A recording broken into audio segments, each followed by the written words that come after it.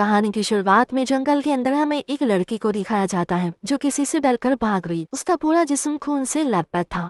जंगल के अंदर एक विच चुड़ैल को भी दिखाया जाता है जो उस लड़की के गले को पकड़कर हवा में उठा रही थी। एक इसी वक्त अलीना नाम की एक लड़की की आँख खुल गई जो ही कहानी की मेन कैरेक्टर है। जंगल में जो लड़की हमने देखी वो अलीना ही थी। ये बस वो बुरा सपना देख रही। यहीं पर हमें अलीना का हस्बैंड भी दिखाया जाता है। दोनों एक दूसरे से बहुत प्यार करते हैं और साथ में बहुत खुश थे। अलीना का हस्बैंड जब नहाने के लिए गया तब अलीना अपनी एक दोस्त को कॉल करती है। वो कहती है कि सब कुछ बहुत अच्छा चल रहा है, मैं अपने हस्बैंड के साथ बहुत खुश हूँ और अब मैं अपनी आगे की जिंदगी उसके साथ ही गुजारना चाहती हूँ। रात के वक्त जब अलीना का हस्बैंड काम से वापस लौट कर आता है तब ये दोनों बहुत अच्छा टाइम साथ गुजारते। इस दौरान टीवी पर एक न्यूज चल रही थी। बताया जाता है कि रशिया ने कई मुल्कों पर हमला बोल दिया है। रशिया के फौजियों ने हमला करने के बाद लोगों का जीना मुश्किल कर दिया है। बड़े बड़े मुल्क भी रशिया के सामने घुटने टेक चुके। फौजी लोगों के घरों में घुसकर उन्हें काफी ज्यादा टॉर्चर कर रहे हैं, जुल्म करते हैं, मारते पीटते हैं। अलीना का हस्बैंड जहाँ रहता था वहाँ पर भी रशियन फौजी आ चुके, इसीलिए वो अपनी वाइफ को चुपके से लेकर यहाँ से कहीं दूर जा रहा था। ये लोग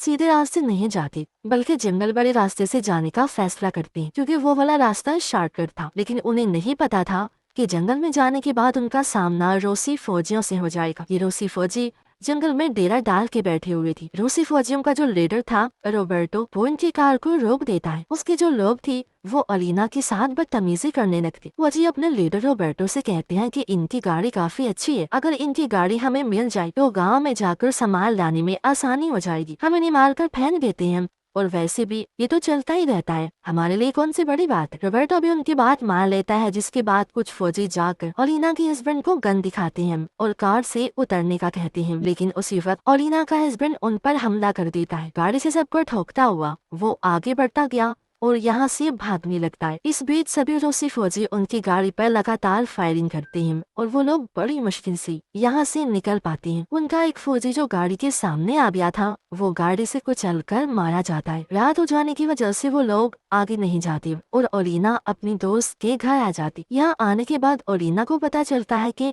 उसके हस्बैंड को गोली लगी है जिस वजह से वो काफी ज्यादा जख्मी हालत में था, इसीलिए वो नीचे गिर जाता है।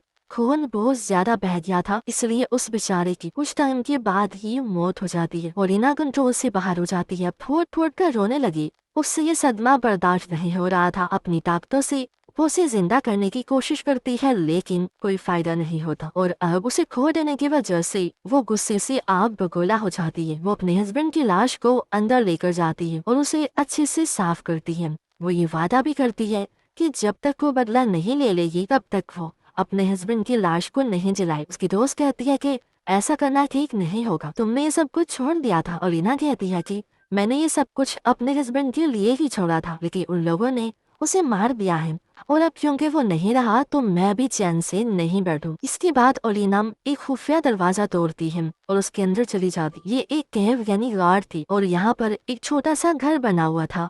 आसपास बहुत सारी मोमबत्तियां भी जल रही। उसकी कलाई पर पट्टी जैसा कुछ बंधा हुआ था जो शायद उसे रोकने के लिए था, जिसको वो चाकू से काट देती है। ऐसा करने की वजह से उसकी जो ताकतें थी वो फिर से वापिस आ जाती हैं और वो बन जाती है एक विच। अब पहले भी वो विच ही थी लेकिन हस्बैंड की खातिर उसने सब कुछ छोड़ दिया था। दूसरी तरफ हमें जंगल में रोबर्टो को दिखाया जाता है। सुबह हो जाने के बाद वो अपने लोगों से कहता है कि गाँव में जाओ और जो मिले उसे उठा लाओ। उसके कहने पर सभी लोग तैयार हुए और अपनी वैन लेकर गांव की तरफ चले जाते हैं। इनके हाथों में हथियार होने की वजह से इसे चीज का कोई डर नहीं था। घर के अंदर घुस जाते हैं और लोगों को पीट कर उनका सामान लूट लेती। आज के दिन ये लोग जिस घर में गए उसमें एक लड़की, ये लोग उस लड़की के साथ बदतमीजी करना शुरू कर देते हैं।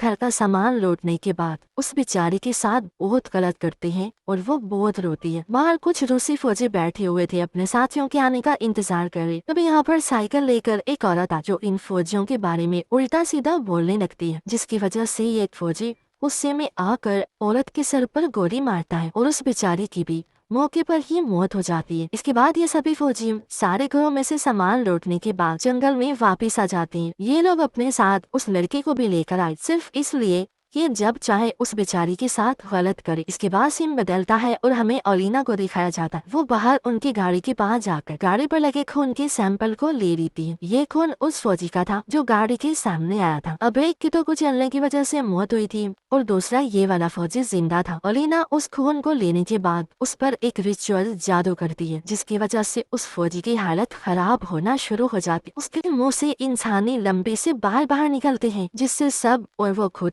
काफी घबरा जाते हैं। उसके मुंह से एक खत भी बाहर निकलता है जिस पर लिखा हुआ था, ये जंगल तुम्हारा कब्रिस्तान बनेगा। इसके कुछ ही टाइम बाद फौजी के पूरे जिस्म से खून निकलने लगता है, आँख, नाक, मुंह, कान, सबसे, जिससे उसकी हालत इतनी ज्यादा खराब हो जाती है कि उसकी वहीं पर मौत हो जाती। बाकी फौजी उसे ले जाकर जमीन में गाड़ देते हैं, लेकिन इस हादसे से ये लोग काफी डर जाती। इसी वजह से जिस लड़की को बंदी बनाकर ये लोग अपने साथ ले गए थे, उस लड़की को वापस लाकर ये लोग जंगल में छोड़ देते हैं, क्योंकि फौजियों को लगा कि ऐसा करने से सब कुछ ठीक हो जाएगा। वो लड़की उठी और जैसे तैसे करके घर की तरफ जाने लगती है। उसी वक्त सामने एक कार आकर रुकती है। इस कार में कोई और नहीं बल्कि ओलिना। वो लड़की से कहती है कि अगर बदला लेना चाहती हो तो मेरे साथ मिल जाओ। जिसके बाद हमें जंगल में एक फौजी को दिखाया जाता है जो कि टॉयलेट कर रहा था, लेकिन कुछ वक्त के बाद उसे एहसास हुआ कि मेरे जिस्म से खून निकल रहा है, जिससे वो बेहद घबरा गया।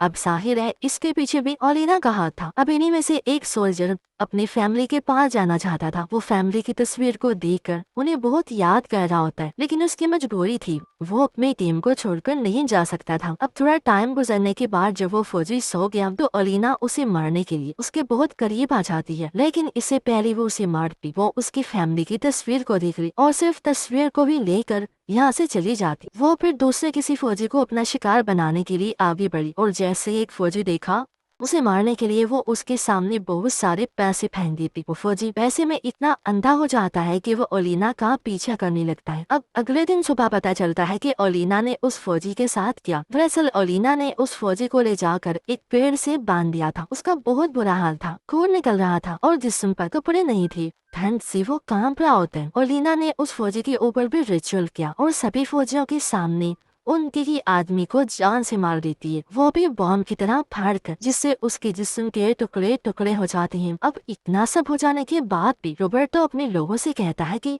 ये सब कुछ हमारे दुश्मनों की चाल है। उन्होंने यहाँ पर बॉम्ब्स भी बिछाए हुए हैं और हमारे इतने सारे लोगों को भी उन्होंने ही मारा। दूसरी तरफ ओलिना उस सोल्जर की फैमिली पर भी रिचुअल कर रही थी। उसकी दोस्त आकर कहती है कि मुझे पता है तुम्हें बहुत तकलीफ है, लेकिन तुम बेकसूर लोगों को मारकर बहुत गलत कर रही हो। मैं बस इतना कहना चाहती हूँ कि तुम बेकसूर लोगों को मत मारो, भले ही अपना बदला लो। लेकिन ओलिना उसकी बात नहीं। जैसे ही सोल्जर की फैमिली पर किया गया रिचुअल पूरा हुआ, उसकी फैमिली खत्म होना शुरू हो जाती। सोल्जर की फैमिली की लाशों की एक तस्वीर उसके पास आ गई। तस्वीर देखकर वो अपनी बीवी को कॉल भी कर रहा था, इस उम्मीद में कि शायद वो जिंदा हो, लेकिन वो भी कॉल नहीं उठा। वो सोल्जर जाकर ये सारी बात अपने लीडर को बताता है। रोबर्टो से कहता है कि मैं अपनी फैमिली के पास जाना चाहता हूँ, लेकिन रोबर्टो साफ साफ इनकार कर देता है। वो कहता है कि तुम नहीं जा सकते, हमें जंग लड़नी है। और अब कुछ देर बाद उस सोल्जर के पास और भी ढेर सारी तस्वीरें आने लगती हैं जो उसकी बीवी और बच्चों की थी। उन्हें देखकर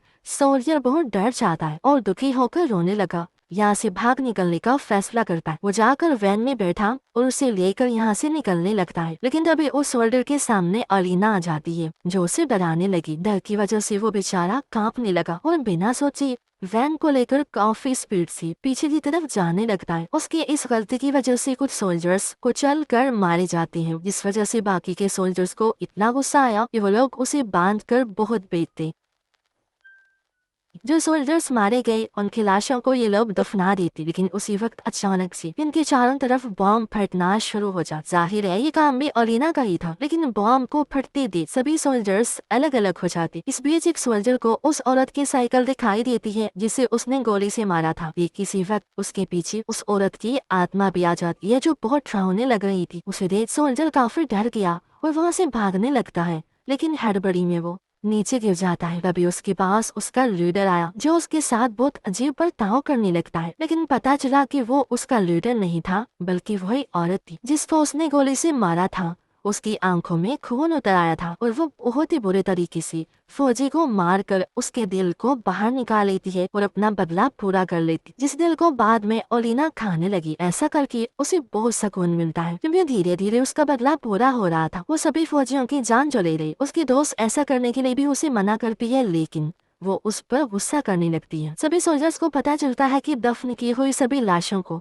किसी ने बाहर निकाल दिया है। इन्हें यकीन हो गया था कि ये काम उसी का हो सकता है जो हम सबको मार रही। सारे फौजी वैन को लेने के बाद जब दोबारा गांव की तरफ जा रही थी, इन्हीं पेड़ों पर बहुत दिल दहला देने वाली चीज नजर आई। दरअसल जिन फौजियों को दफनाया गया था, उनकी लाशें निकालने के बाद किसी ने उनके छोटे छोटे पीस करके पेड़ों पर लटका दिए थे। ये देखकर एक फौजी बहुत डर जाता है। वो कहता है कि बस अब मैं ये सब कुछ बर्दाश्त नहीं कर सकता। इतना कहने के बाद वो खुद को गोली मार लेता है और ठीक उसी वक्त रोबर्टो को जंगल की तरफ एक औरत नजर आती है। उसको देखने के बाद सभी सोल्जर्स उसकी तरफ फायरिंग करने लगते हैं। कुछ देर बाद वो अचानक से गायब हो जाती है। दरअसल वो और कोई नहीं बल्कि ओलिना थी, लेकिन वो खुद को बचा नहीं पाई। बहुत सारी गोलियां लगने की वजह से वो काफी जख्मी हो गई थी। उसकी दोस्त ओलिना की मदद करते हुए उसके जिस्म से सारी गोलियों को बाहर निकाल दी। सोल्जर्स को जंगल में उस जगह खून नजर आता है, जो देखने के बाद वो लोग समझ जाते कि वो जो कोई भी था वो अब जख्मी हो चुका है। खून का पीछा करते करते ये लोग ओलिना की दोस्त के घर के पास आ जाते। दो सोल्जर्स अंदर चले गए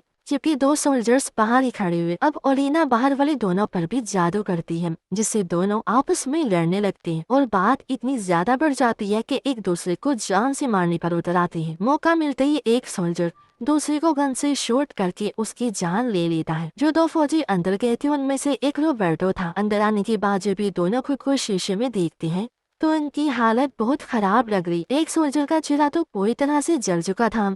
रोबर्टो उससे डरता है, जिस वजह से वो उसे जान से मार देता है। ऐसा करने के बाद वो छुप गया और जब ओलिना आती है तो वो पीछे से उसके ऊपर हमला कर देता है। फिर वो ओलिना को नीचे गिराता है और उसके साथ गलत करने लगा, लेकिन वो ओलिना नहीं थी बल्कि वो तो उसका फौजी साथी था, जिस बेचारे के साथ उसने ये सब कर दिया। और अब ओलिना भी सच में यहाँ आ जाती है। रोबर्टो पर हमला करने के बाद वो दूसरे फौजी पर भी हमला करके उसकी जान ले ली। इसी वक्त यहाँ पर उसकी दोस्त आकर जानकारी देती है कि मैंने चेक किया था, तुम माँ बनने वाली हो। इसी वजह से गोली लगने के बाद भी तुम ठीक हो गई, तुम्हें अपने बच्चे को बचाना होगा। तो रोबर्टो पीछे से उसकी दोस्त पर हमला करके उसे पकड़ लेता है और उस पर गन तान देता है, जिससे ओलिना का अब इतना दिमाग खराब हो गया कि इस बार वो उस पर इतना खतरनाक हमला करती है कि उसे जान से मार डालती। अब ये जानकर कि वो माँ बनने वाली है, वो काफी खुश होती और अब वो एक नई जिंदगी की शुरुआत करना चाहती। इसी वजह से वो यहाँ से कहीं दूर चली जाती है और अपने बच्चे को पैदा करती है और अपने आगे की जिंदगी